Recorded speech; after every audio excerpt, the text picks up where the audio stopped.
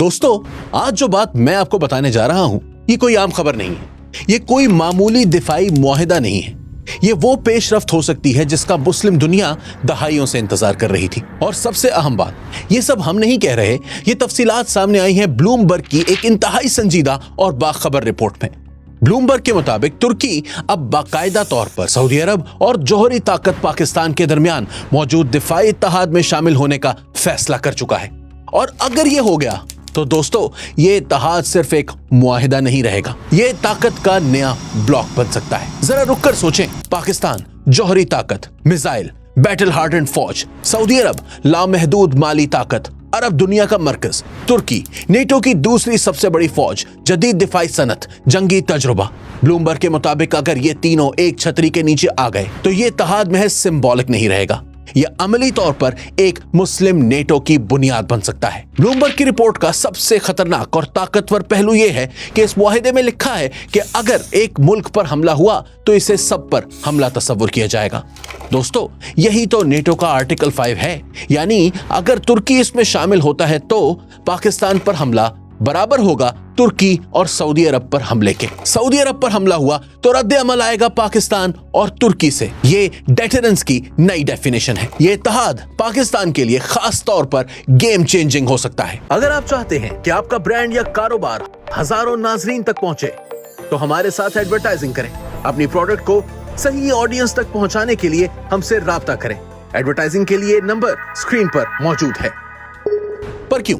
क्योंकि पाकिस्तान पहले ही तुर्की के साथ F-16 जंगी बहरी जहाज और ड्रोन टेक्नोलॉजी में डीप कोऑपरेशन जारी रखे हुए है। अब ब्लूमबर्ग बताता है कि तुर्की चाहता है कि पाकिस्तान कान 5th generation fighter jet programme में भी शामिल हो, यानी पाकिस्तान सिर्फ दिफा लेने वाला नहीं बल्कि फ्यूचर मिलिट्री टेक्नोलॉजी का शरीक बन रहा है। ब्लूमबर्ग वाज़ेह करता है कि यह सब ऐसे वक्त में हो रहा है जब अमेरिका की ग्लोबल रिलायबिलिटी पर सवालात उठ रहे हैं। नेटो का मुस्तकबिल गैर यकीनी लग रहा है।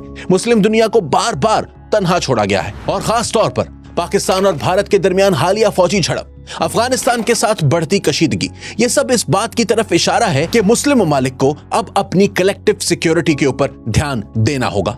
ब्लूमबर्ग के मुताबिक ये इत्तेहाद सऊदी अरब और तुर्की के ताल्लुकात में तारीखी तब्दीली की अलामत होगा।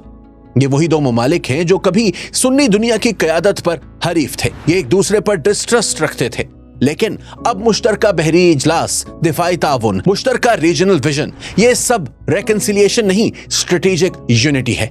ब्लूमबर्ग के मुताबिक तीनों ममालिक ईरान पर तशवीश रखते हैं, शाम में सुन्नी क़यादत वाली मुस्तहकम रियासत चाहते हैं, फलस्तीनी रियासत की हिमायत करते हैं।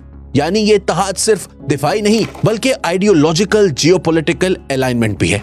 अलबत्ता याद रहे कि ब्लूमबर्ग एक मगरिबी इदारा है। ये ईरान पाकिस्तान, ईरान तुर्की, ईरान सऊदी अरब के ताल्लुकात को अमेरिका और मगरिबी लेंस से देखता है, जबकि खित्ते की सूरत हाल यकसर तब्दील हो चुकी है।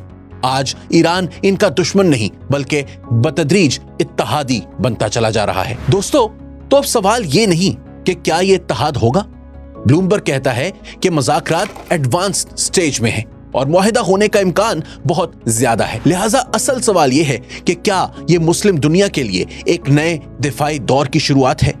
क्या ये वो मुस्लिम नेटो है जिसका ख्वाब दहाइयों से देखा जा रहा था? याद रखें, ये सब किसी यूट्यूबर की कयास आराई नहीं है।